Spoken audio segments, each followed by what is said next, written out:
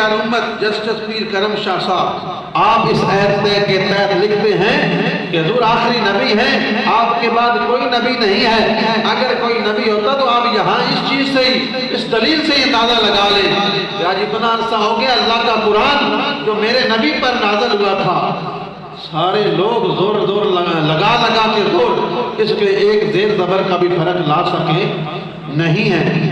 تو لا سکیں گے بھی نہیں۔ جب قرآن وہی ہے تو یہ بھی ایک رسول اللہ کے سچا نبی ہونے کی نشانی ہے۔ جو قرآن تھا مصطفیٰ پر نازل ہوا،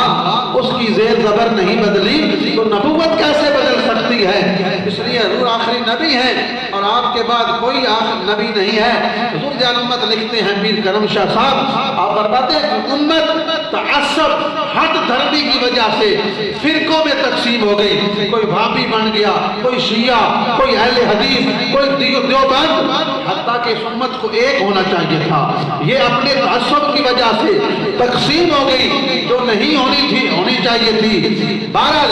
امت تقسیم ہونے کے باوجود بڑے بڑے سانے، بڑے بڑے آزمائشوں سے بھی گزری، آپس میں لڑے، بڑے بڑے فتنے فساد بھی بنے، لیکن یہ ساری امت ختم نبوت پر متفق ہے۔ اہل سنت والجماعت کا بھی عقیدہ ہے کہ حضور آخری نبی ہیں، دیوبند کا بھی عقیدہ ہے حضور آخری نبی ہیں، شیعہ حضرات کا بھی عقیدہ ہے حضور آخری نبی ہیں، یعنی جتنے بھی فرقے ہیں نکلے ہوئے اہل سنت سے، یہ ساروں کا ایک ہی عقیدہ ہے کہ آپ خاتم النبیین ہیں، آپ کے بعد کوئی نبی نہیں آئے گا۔ اس لیے حضور نبی پاک